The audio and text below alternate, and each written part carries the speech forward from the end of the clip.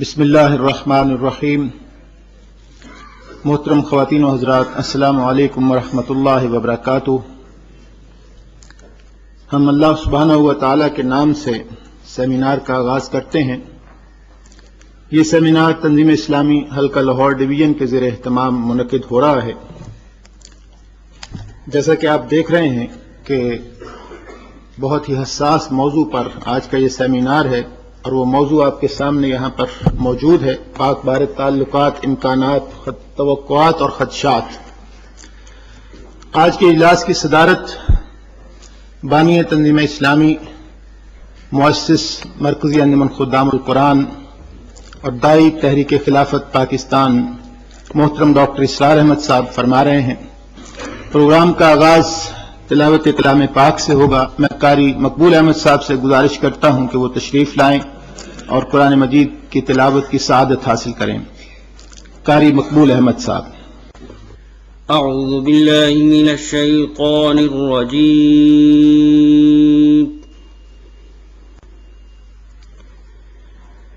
بسم اللہ الرحمن الرحیم۔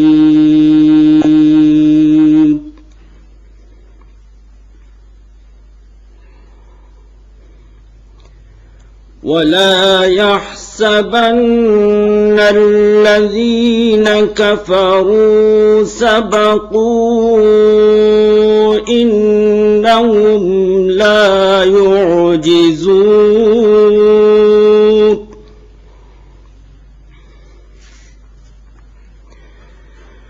وأعدوا لهم ما استطعتم من قوة ومن رباط الخيل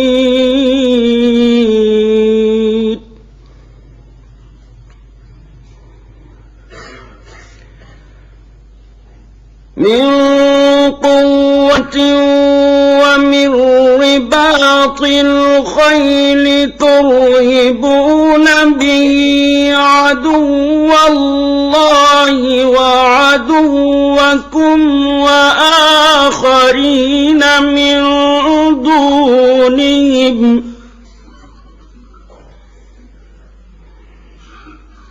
لا تعلمونهم الله يعلمهم وما تنفقوا من شيء في سبيل الله يوفى إليكم وأنتم لا تظلمون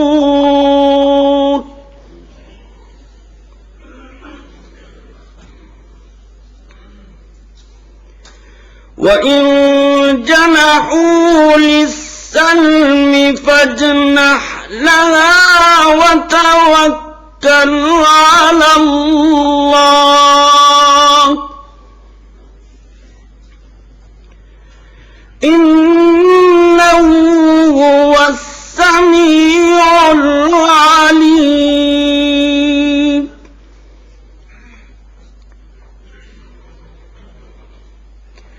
وإن يريدوا أن يخدعوك فإن حسبك الله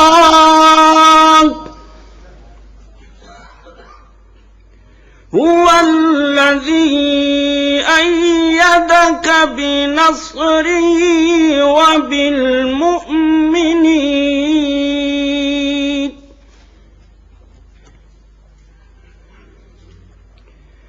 وألف بين قلوبهم لو أنفقت ما في الأرض جميعا ما ألفت بين قلوبهم ولكن الله ألف بينهم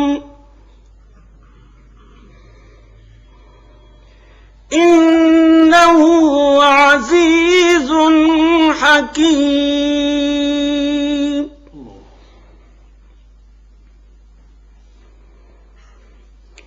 يا أيها النبي حسبك الله ومن اتبعك من المؤمنين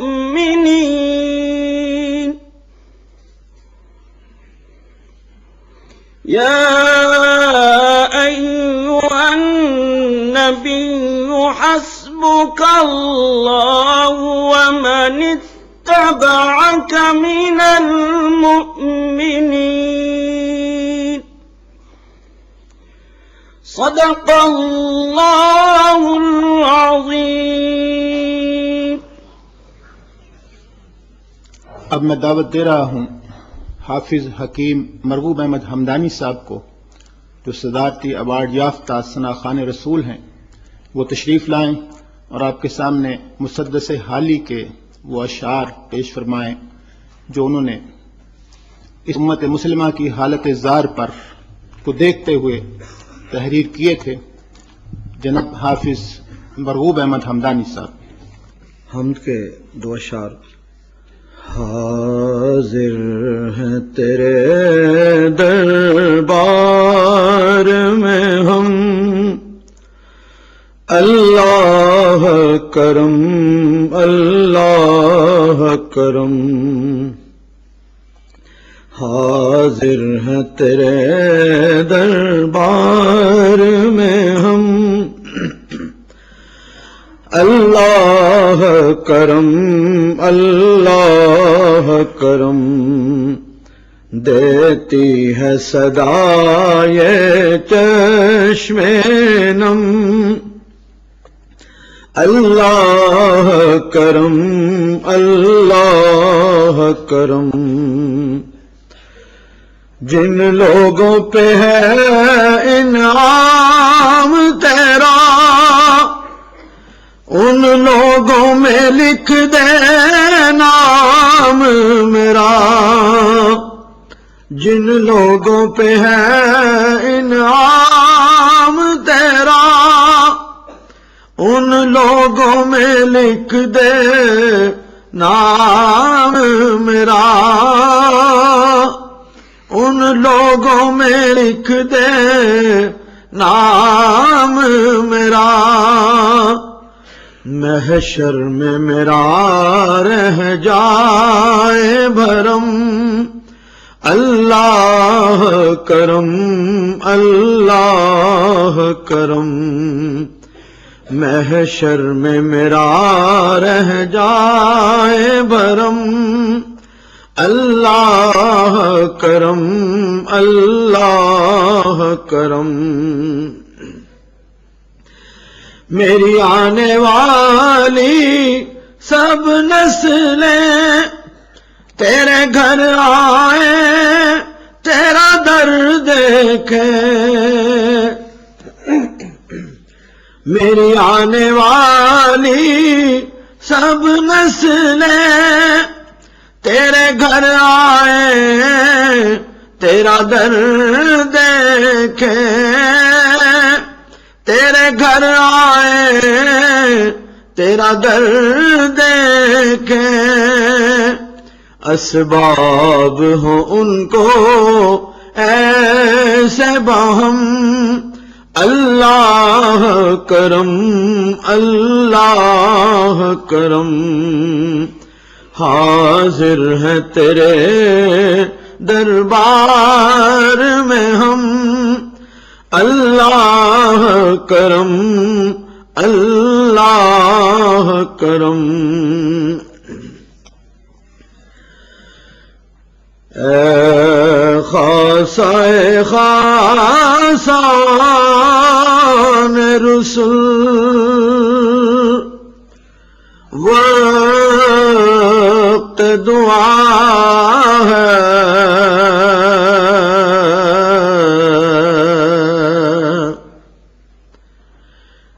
اے خاصہ خاصان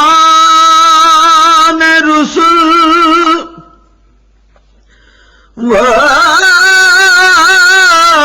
دعا ہے.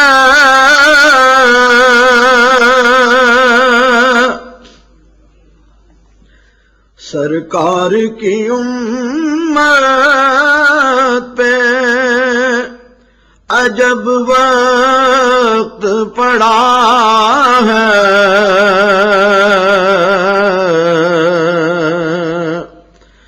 سرکار کی امت پہ عجب وقت پڑا ہے،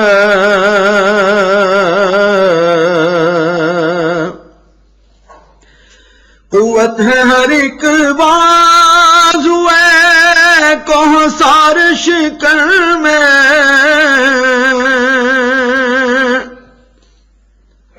ہم لوگ ہراساں نہیں زخموں کے چمن میں،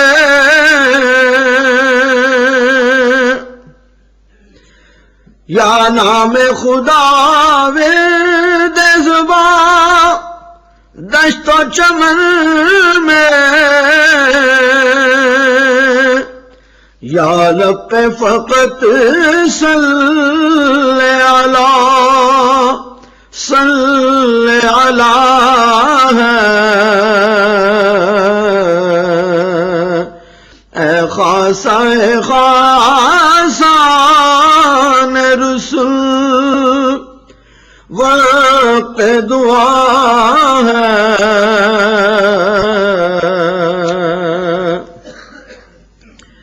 گو کفر کی یورش میرے گلائے دی پر،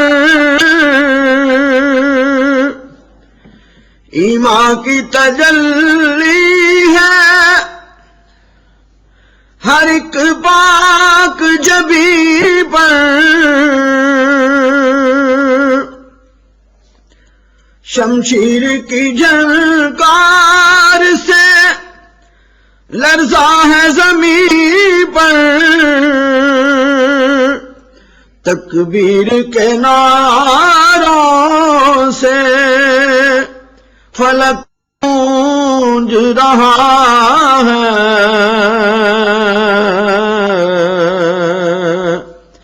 اے خاصان رسول وقت دعا ہے،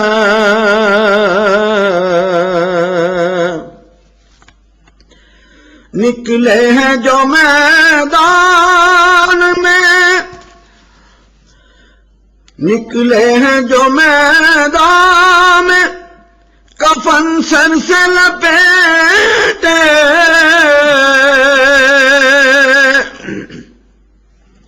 قرآن کے انوار کو سینے میں سمیٹے،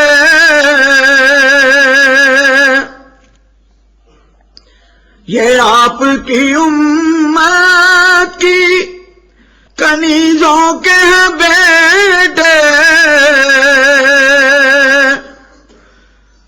جو شیر ہے وہ دین کی عظمت پہ فدا ہے،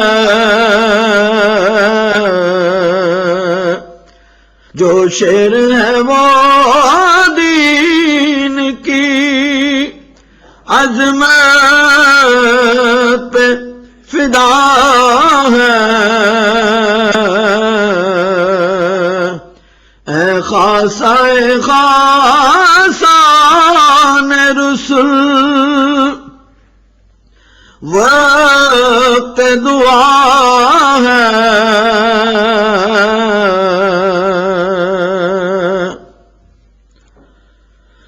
معبود حقیقی کے فقط نام کی خاطر قرآن کے پیغام کی خاطر یہ آپ کو معلوم ہے اسلام کی خاطر یہ پاک وطن خون شہیداں سے بنا ہے، یہ پاک وطن خون شہیداں سے بنا ہے، اے خاصائے خاصان رسل وقت دعا ہے، سرکار کی امت پہ عجب وقت پڑا ہے۔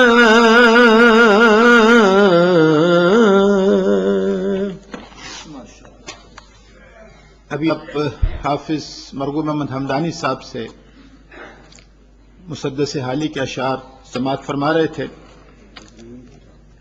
اس میں اگرچہ مسدس حالی کے اشعار میں کچھ تضمین کسی شاعر نے کی ہے، اس کو انہوں نے اختیار کیا تھا جو آپ کو سنا رہے تھے۔ سب سے پہلے میں دعوت دے رہا ہوں تنظیم اسلامی حلقہ لاہور ڈویژن کے امیر محترم مرزا ایوب بیگ صاحب کو، وہ تشریف لائیں اور اپنے خیالات کا اظہار فرمائیں۔ محترم مرزا ایوب بیگ صاحب۔ السلام علیکم ورحمۃ اللہ۔ بسم اللہ الرحمن الرحیم۔ اس سے پہلے کہ میں آج کے موضوع پر گفتگو کروں، میں ایک میزبان کی حیثیت سے آپ سب حضرات کا، اور اگرچہ مہمانان گرامی میں سے صرف ابھی تک مشاہد حسین سب تشریف لائے ہیں، میں آپ سب حضرات کا اور ان کا خصوصی طور پر شکریہ ادا کرتا ہوں کہ وہ اپنے انتہائی اہم وقت میں سے وقت نکال کر ہماری اس درخواست کو انہوں نے قبولیت کا شرف بخشا اور تشریف لائے۔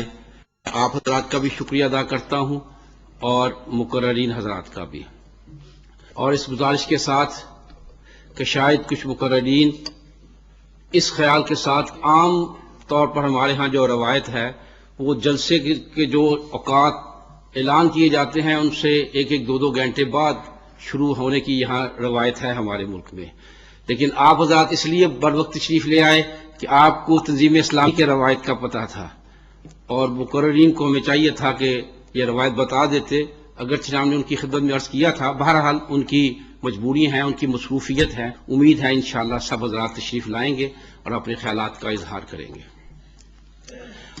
آج کا جو موضوع ہم نے چنا ہے وہ تقریباً 1 ماہ پہلے چنا گیا تھا، اور اس وقت پاک بھارت تعلقات کا معاملہ سارک کانفرنس کے حوالے سے بہت عروج پر تھا۔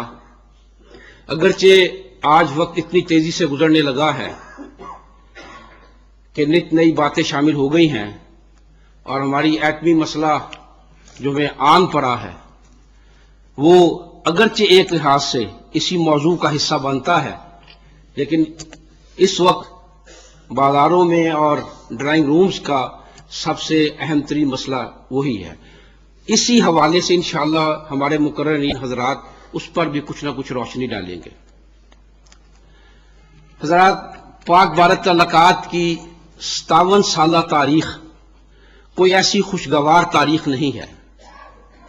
ہم دونوں ممالک نے 3 مکمل جنگیں لڑی ہیں، اس کے علاوہ بڑی سطح پر جھڑپیں ہوئی ہیں جن میں فضائیہ بھی شامل ہوئی ہے۔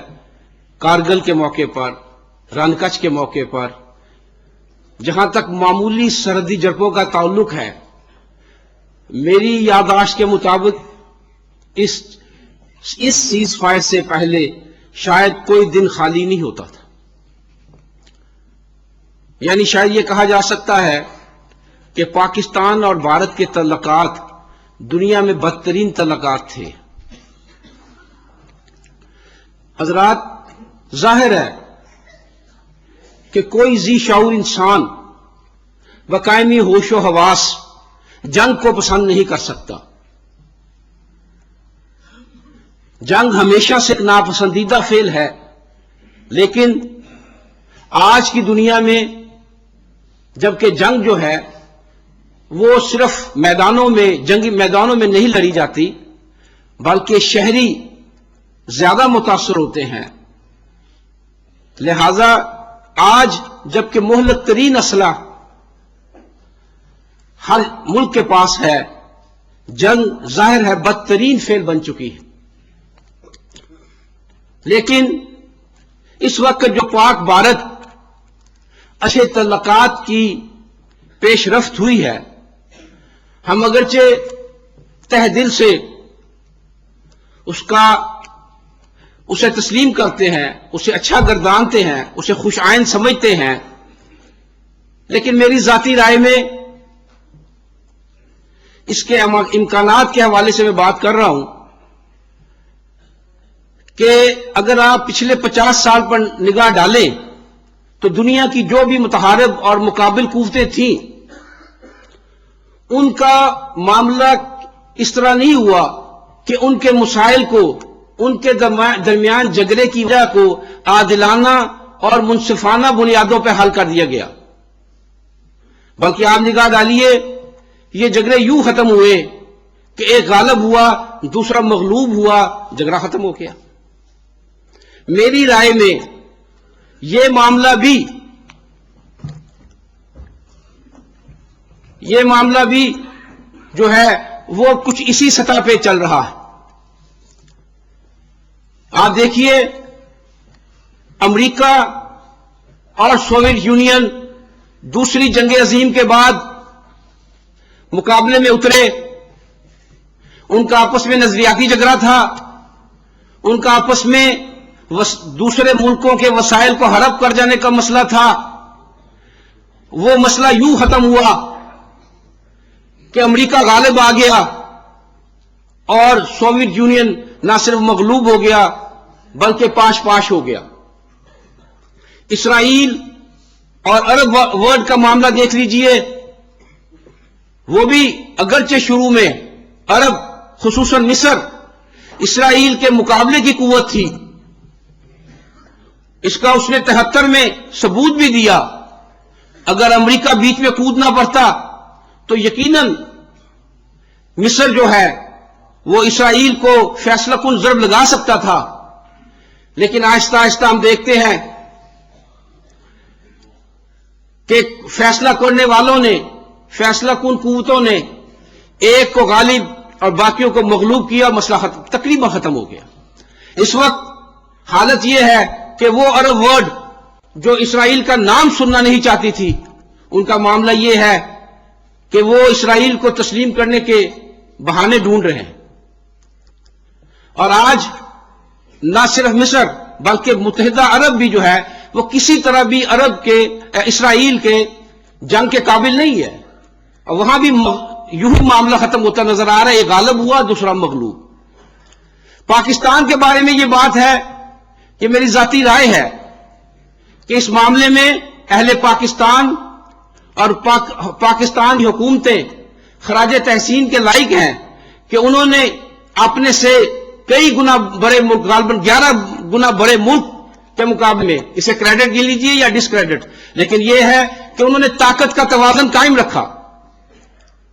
سن 71 ایک واحد واقعہ ہے جس میں پاکستان کو فیصلہ کن اور عبرتناک شکست ہوئی، لیکن حیرانی کی بات یہ ہے کہ میرے علم کے مطابق سن 71 کے بعد عسکری توازن زیادہ بہتر ہوا، وہ جو عدم توازن کا معاملہ تھا وہ کچھ کم ہوا، اور جب پاکستان ایک ایٹمی قوت بنا تو یوں کہہ لیجئے کہ یہ توازن ختم ہو گیا۔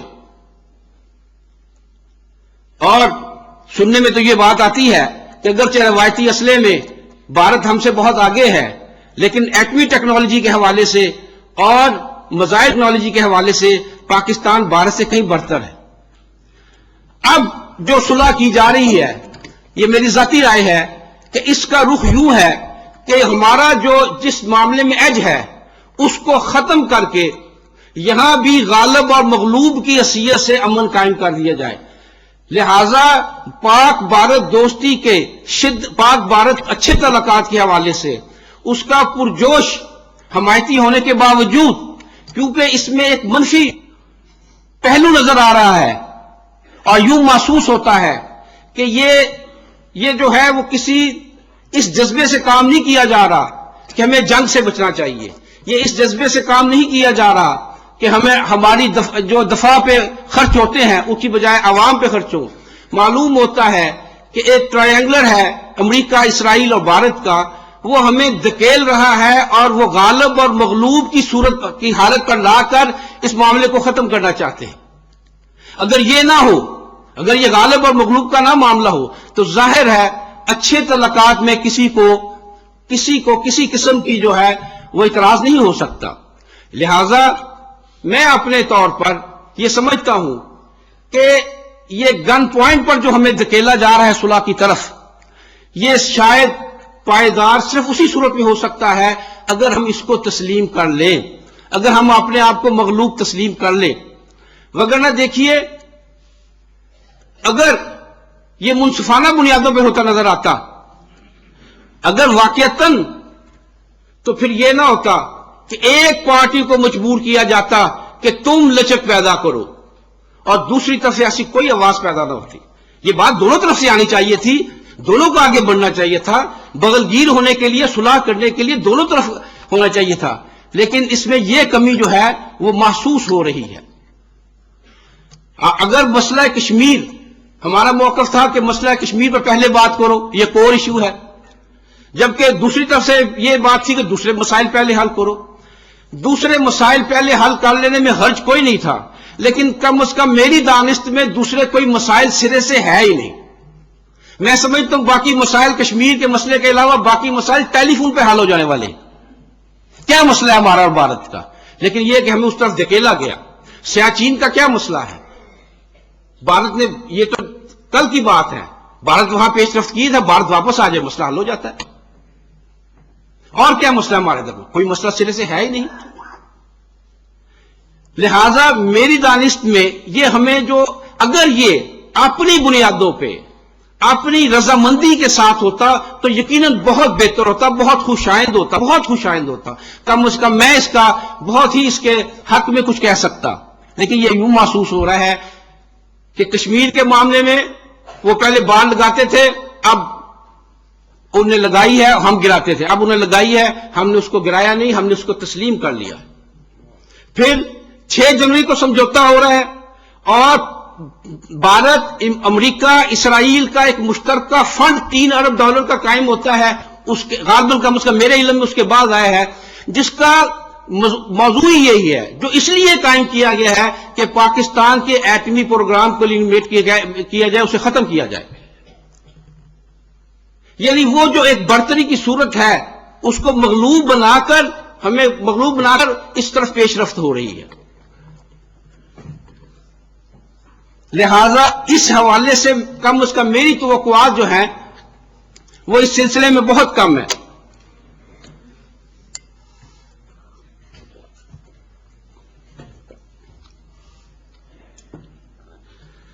ایک اور جو مسئلہ سر اٹھاتا نظر آ رہا ہے وہ یہ ہے کہ امریکہ نیٹو کا، خبریں آ رہی ہیں امریکہ نیٹو کا دائرہ بڑھا رہا ہے اور اسے پاکستان اور بھارت کو بھی شامل کیا جا رہا ہے، اور مڈل ایسٹ سے اس میں مصر اور قطر وغیرہ کو، یہ قطر وغیرہ تو صرف اس لیے بڑا، یہ مطلب ان کی نظر میں تو کیونکہ یہ قطریں ہیں تو اس طرح اس کو شامل کیا جا رہا ہے۔ اس کا کیا مقصد ہے؟ لہذا اس میں کو بہت بڑی پاکستان کے خلاف ایک مشترکہ سازش نظر آتی ہے، لیکن اس سب کچھ کے باوجود میں یہ سمجھوں گا کہ ہمیں یک طرفہ طور پر نیک نیتی کے ساتھ تعلقات کو بہتر بنانے کی کوشش کرنی چاہیے، اس میں تب بھی کوئی حرج نہیں ہے۔ دشمن کے کسی بھی جال اور چال میں آئے بغیر اپنی طرف سے نیک نیتی کے ساتھ اس میں پیش رفت کرنی چاہیے، اگرچہ ان وجوہات کی بنا پر مجھے دوسری طرف سے کوئی نیک نیتی نظر نہیں آ رہی، لیکن ہم مثبت طور پر کام کرنے کے قائل ہیں۔ لہذا کم از کم میں اس بات کی حمایت کروں گا کہ ہمیں اپنی سیکیورٹی کے تمام مسائل کو مد نظر رکھتے ہوئے پاک بھارت اچھے تعلقات کی طرف کوشش کرنی چاہیے۔ ہمارے معزز مہمان بہت آ چکے ہیں، میں چاہوں گا کہ ان کی طرف سے بعض خاص طور پر میں جنرل صاحب سے یہ گزارش کروں گا کہ وہ اس حوالے سے بھی ہماری کچھ رہنمائی کریں کہ ہم نے پاکستان نے یعنی این پی ٹی پر اور کسی بھی اضافی پروٹوکول پر دستخط نہیں کیے ہوئے، اس صورت پہ یہ جو مقدمہ ہم پہ کھڑا کیا جا رہا ہے اس کی کیا حیثیت ہے؟ کیا کوئی انٹرنیشنل لا ہمیں مجبور کرتا تھا جو کچھ ہم نے پچھلے دنوں میں کیا کہ این پی ٹی پر اور اضافی پروٹوکول پر دستخط کیے بغیر ہم یہ کچھ کرتے؟ میری دوسری گزارش ان سے یہ خاص طور پر یہ ہوگی کہ کیا اسلم بیگ اور جہانگیر کرامت کے ساتھ جس طرح مسئلہ ڈیل کیا گیا ہے، کیا اس طرح اپنے ہیرو جسے جنرل صاحب بھی اپنا ہیرو کہتے ہیں ڈاکٹر عبد القدیر کے ساتھ نہیں کیا جا سکتا تھا؟ اور میری آخری اور بڑی اہم گزارش ہے کہ وہ ہمیں بتائیں کہ امریکہ کا جھگڑا کسی شخصیت کے ساتھ ہے یا ہمارا ایٹمی پروگرام اس کا مسئلہ ہے؟ کیا اگر ہم عبد القدیر کو معاف کرنے کی بجائے انہیں سزائے موت دے دیں تو کیا امریکہ مطمئن ہو جائے گا؟ اس کا جھگڑا شخصیت کے ساتھ ہے یا اس پروگرام کے ساتھ؟ پھر سب یہ کیوں؟ میں اسی کے ساتھ چاہوں گا کہ اپنی گفتگو ختم کروں تاکہ ہمارے مہمان بھی جو ہیں وہ جیسے کہ اعلان کیا گیا ہے کہ 20 اور 25 منٹ کے درمیان جو ہے کوشش کریں اپنی بات کو سمیٹنے کی اور آپ حضرات کو اس معاملے میں معلومات جو ہیں وہ فراہم کریں. شکریہ. مرزا ایوب بیگ صاحب ابھی آپ سے گفتگو کر رہے تھے. اب میں دعوت دے رہا ہوں ملک کے معروف صحافی اور کالم نگار محترم عطاء الحق قاسمی صاحب کو کہ وہ تشریف لائیں اور اپنے خیالات کا اظہار فرمائیں. محترم عطاء الحق قاسمی صاحب. بسم اللہ الرحمن الرحیم. محترم ڈاکٹر اسرار احمد صاحب، صاحبان اعزاز، معزز حضرات، میرا ارادہ تھا کہ میں لکھ کر لاؤں کیونکہ زبانی بات کرنے سے کچھ سچی باتیں بھی منہ سے نکل جاتی ہیں، لیکن مجھے وقت نہیں مل سکا اور یقین کریں اب میں صرف اس لیے یہاں حاضر ہو گیا تھا کہ میں نے وعدہ کیا ہوا تھا، کیونکہ زبانی بات کرنا میرے لیے ہمیشہ سے ایک انتہائی دشوار عمل رہا ہے. یہ ایک علیحدہ فن ہے. ڈاکٹر اسرار احمد صاحب یہ فن جانتے ہیں، لیکن یہ ہر ایک کے بس کا روگ نہیں ہے. ہمارے وزیر آباد میں ایک علامہ صاحب ہوتے تھے، وہ تو عجیب و غریب انسان تھے اس معاملے میں. انہیں قدرت حاصل تھی ہر قسم کے مضمون بیان کرنے میں، بلکہ وہ اپنی جمعے کی تقریر میں جو نئی دکانیں کھلتی تھیں ان کے اشتہار بھی چلا دیا کرتے تھے. لوگوں نے ان کا نام علامہ کمرشل سروس رکھا ہوا تھا. ایک دفعہ وہ وہاں سینما میں نئی فلم لگی یکے والی، وہ مالک آیا ان کے پاس، علامہ صاحب کے پاس کہ علامہ صاحب یہ فلم اس ہفتے لگنی ہے جمعے کو، تو آپ اس کا اشتہار اپنے جمعے کی تقریر میں. انہوں نے کہا بھئی یہ تو بہت مشکل کام ہے جو تم نے میرے سپرد کیا ہے. اس نے کہا جی پیسے بھی معقول ہوں گے. بالکل.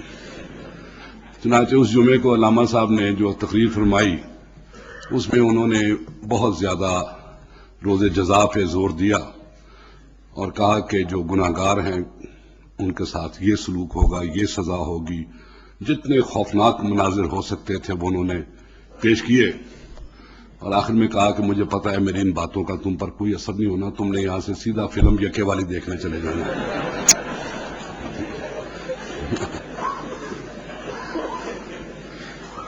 کیونکہ تم نے سنا ہے کہ اس میں مسرت نذیر کے ڈانس بڑے اچھے ہیں، سدھیر کی اداکاری بہت اچھی ہے، تمہیں یہ بھی پتا ہے فلم بڑا رش لے رہی ہے، تم نے 3 بجے جا کے لائن میں لگ جانا ہے. میری ان باتوں کا کوئی فائدہ نہیں ہونا. تو وہ علامہ صاحب تو اس میں ماہر تھے، تو وہ تو اشتہارات بھی چلا دیتے تھے، لیکن یقین جانے کہ اس معاملے میں لکھنا جو ہے وہ کالم لکھنا بھی کوئی ایسا مشکل کام نہیں لگتا. ڈرامہ لکھنا یا شعر ویر کہہ لینا ٹوٹے پھوٹے، لیکن زبانی تقریر میرے لیے ہمیشہ ایک بہت بڑا مسئلہ رہی ہے. اور میں جیسا کہ میں نے آپ کو بتایا کہ میں صرف اس لیے حاضر ہوا تھا کہ ایک وعدہ میں نے کیا ہوا تھا وہ وعدہ میں ایفا کر لوں. اب اگر کوئی ٹوٹی پھوٹی بات نکلے، بے ربط بات میرے منہ سے نکلے تو آپ مجھے اس کے لیے معاف کر دیجیے گا.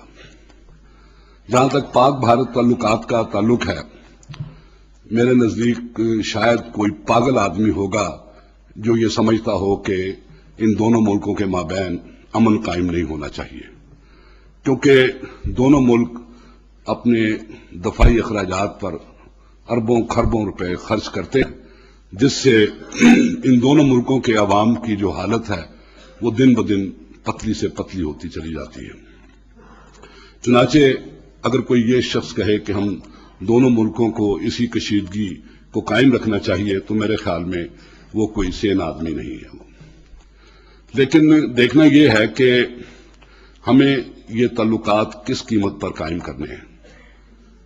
مثلا ابھی مرزا ایوب بیگ صاحب فرما رہے تھے کہ ہمیں یک طرفہ طور پہ یہ کوشش کرتے رہنا چاہیے. واقعی وہ ٹھیک کہتے ہیں، اس میں بھی کوئی حرج نہیں ہے. یک طرفہ طور پہ بھی ہم اگر تعلقات قائم کریں تو کوئی حرج نہیں، لیکن یک طرفہ وہ اس طرح کا نہ ہو کہ دوسری طرف سے وہ اپنے تمام مقاصد حاصل کرتے جائیں اور اس کے عوض وہ ہمیں کچھ بھی نہ دیں.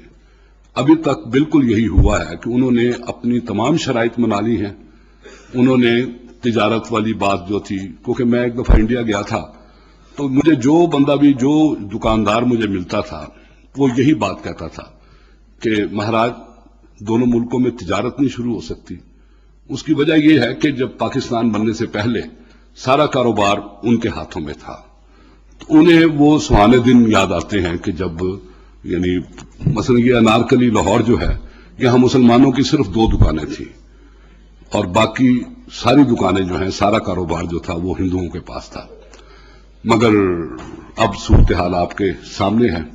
بہرحال تجارت وہ چاہتے ہیں، ثقافتی تعلقات وہ چاہتے ہیں، اور ثقافتی تعلقات میں جس طرح گلوکار، اداکار اور طائفے جو ہیں وہ آ رہے ہیں اور پوری طرح ایک طوفان ہے. لگتا ہی نہیں کہ یہ کوئی 2 علیحدہ ملک ہیں، لگتا ہے کہ ایک ہی ملک ہیں اور ان کے درمیان ایک مصنوعی لکیر کھینچ دی گئی ہے. یہ عالمی اردو کانفرنس، یہ عالمی پنجابی کانفرنس، یہ عالمی سندھی کانفرنس، یہ سب اسی سلسلے کی کڑیاں ہیں. وہ ہمیں جتانا یہ چاہتے ہیں کہ ہم ایک ہی قوم ہیں اور یہ جو ہے تقسیم یہ غلط ہوئی ہے. اور ابھی تک ہماری حکومت ان کی ساری باتیں جو ہیں وہ یک طرفہ طور پر مانتی چلی جا رہی ہے. انہوں نے صرف وعدہ کیا ہے کہ ہم کشمیر پر بات کریں گے. کب بات کریں گے یہ بھی کوئی واضح نہیں ہے. میرے محبوب نے وعدہ کیا ہے 5ویں دن کا، کسی سے سن لیا ہوگا کہ دنیا 4 دن کی ہے. ابھی تک انڈیا کا معاملہ بالکل ایسے کا ایسا ہی ہے. صرف ہمیں وعدہ فردہ پہ ٹال دیا گیا ہے اور اپنی جو باتیں ہیں وہ ساری کی ساری وہ منواتا چلا جا رہا ہے. یہ میرے خیال میں قطعاً مناسب نہیں ہے اور نہ یہ پاکستان کے مفاد میں ہے. آج سے 3-4 سال پہلے بھی اس طرح کی باتیں ہوئی تھیں تو اس موقع پہ میں نے اپنے کالم میں لکھا تھا اور بلکہ ایک جگہ بندی میرا شائع ہوا تھا کہ اصل مسئلے کی طرف آنے سے پہلے باقی ساری باتیں جو ہیں وہ ماننا اور ان پر عمل کرنا بالکل ایسے ہی ہے جیسے شادی سے پہلے ہنی مون منایا جائے. اس وقت پاکستان بھی جو ہے، ہماری حکومت جو ہے وہ شادی سے پہلے ہنی مون منانے پر تلی ہوئی ہے اور میں سمجھتا ہوں کہ یہ ہمارے اصولوں کے اور ہماری روایات کے منافی چیز ہے. دوسری بات اس سلسلے میں مجھے یہ عرض کرنا ہے کہ ایک تو وہ طبقہ تھا ہمارے درمیان، وہ اب تو نہیں رہا، جو دلی کے لال قلعے پر جھنڈے لہرانے کی بات کرتا تھا. وہ بھی ایک کوئی عقل مندی کی بات نہیں تھی. لیکن اب ایک طبقہ اور بھی ہمارے درمیان پیدا ہوا ہے، وہ ہر وقت ہمیں ڈرانے میں لگا رہتا ہے. انڈیا یہ ہے، انڈیا وہ ہے، انڈیا وہ ہے، اور ہماری حیثیت ایک چیونٹی سے زیادہ نہیں ہے. پتہ نہیں یہ لوگ کس دنیا میں رہتے ہیں. انہیں پاکستان کی جو اسٹریٹجک پوزیشن ہے اس کا انہیں اندازہ ہی نہیں ہے. انہیں پتہ ہی نہیں ہے کہ ہم کتنے طاقتور ملک ہیں. اٹامک پاور تو ہیں ہی ہیں، اس کے علاوہ بھی جو ہماری حیثیت ہے جہاں ہمارا ملک واقع ہے وہ ایسا ہے کہ دنیا ہمیں کسی صورت میں نظر انداز نہیں کر سکتی. اس کے علاوہ آپ اگر دیکھیں یہ پورے جو ایک طرف انڈیا ہے، ایک طرف چائنا ہے، ایک طرف ایران ہے، اور نہ انڈیا امریکہ کا تابع دار ہے، نہ چائنا انڈیا کا تابعدار ہے اور نہ ایران انڈیا کا نہ انڈیا امریکہ کا تابعدار ہے، نہ ایران تابعدار ہے، نہ چائنا تابعدار ہے. ایک ہی ہم تابعدار فدوی پاکستان ہے جو ان کے اشارے پر ناچتا ہے، اور چنانچہ ہمارا وجود جو ہے وہ ان کے لیے ناگزیر ہے. وہ اس کو اپنے تابع تو رکھنا چاہتے ہیں، اس کو ختم کرنا نہیں چاہتے، اور ہمیں ڈرانے والے جو ہیں انڈیا سے اور اس کی ہر بات ماننے پہ مجھے سمجھ نہیں آتی کہ وہ اس طرح کی باتوں کو کیسے نظر انداز کرتے ہیں. تیسری بات اسی حوالے سے ہے کہ ہمارے کچھ دانشور مسلسل ہمیں مایوس کرنے میں لگے رہتے ہیں.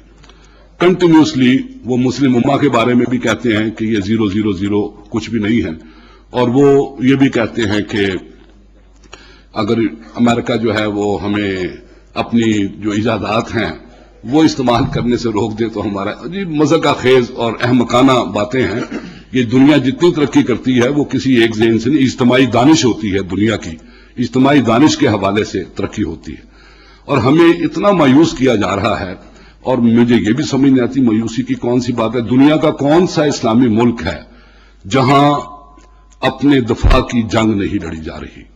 کشمیر میں لوگ مسلسل سامراج کے خلاف سینہ سپر ہیں، فلسطین میں سینہ سپر ہیں، عراق میں مزاحمت جاری ہے.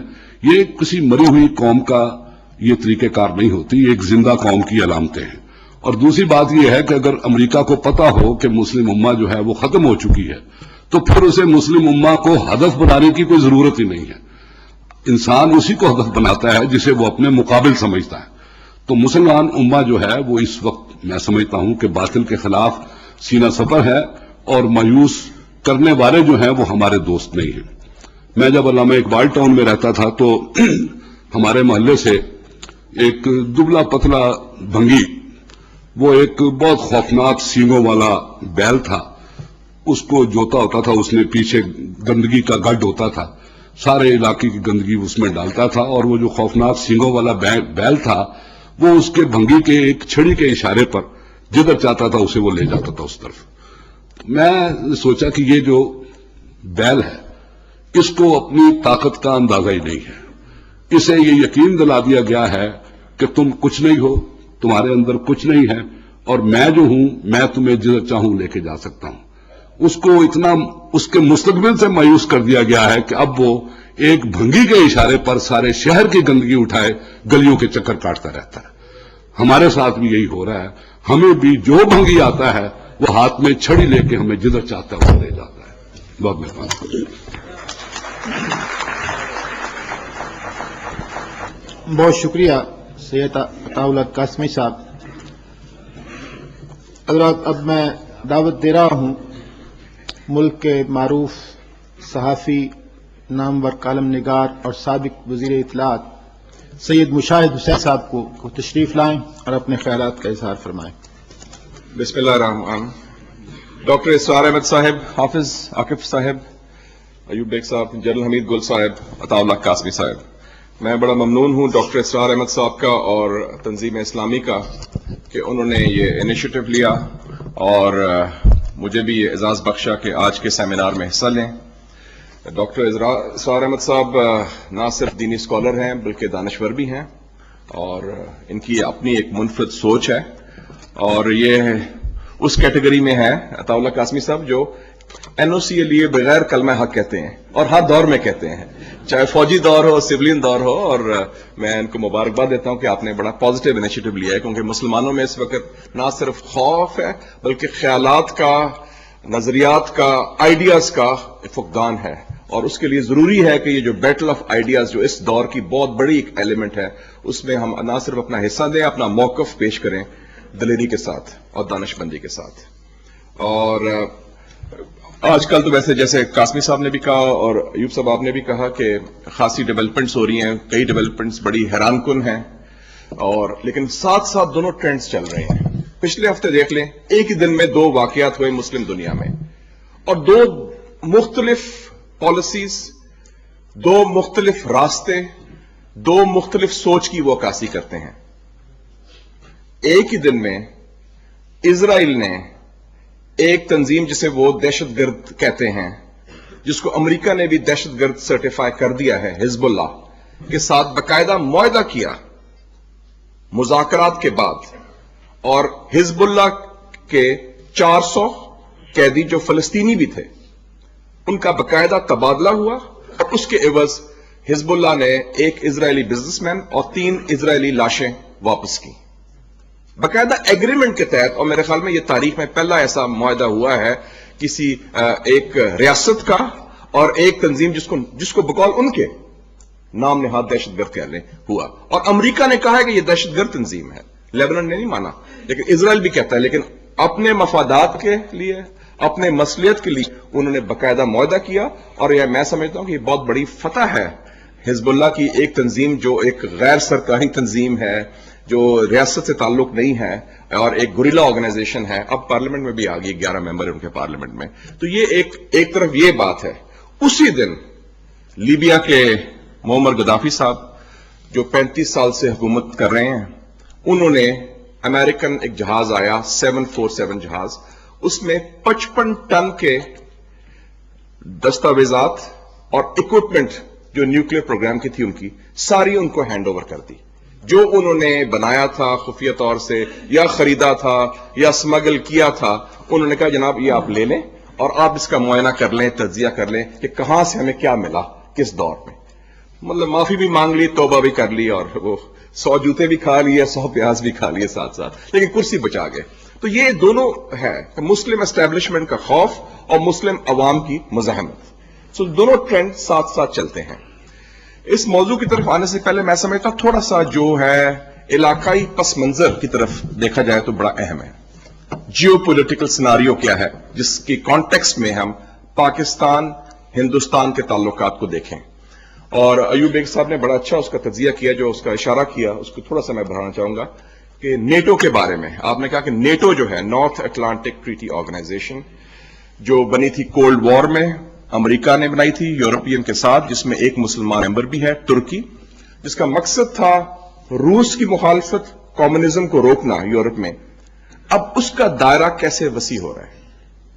اور کل ہی آپ نے جو انہوں نے BBC CNN دیکھا ہوگا, کل انہوں نے اعلان کیا کہ نیٹو کی جو ڈیفنس منسٹرز کی کانفرنس ہے اس میں انہوں نے اعلان کیا کہ ہم چاہتے ہیں کہ نیٹو کا رول, جو ان کے 6000 فوجی اس وقت موجود ہیں کابل میں, ان کو ڈبل کیا جائے, 12,000 کیا جائے.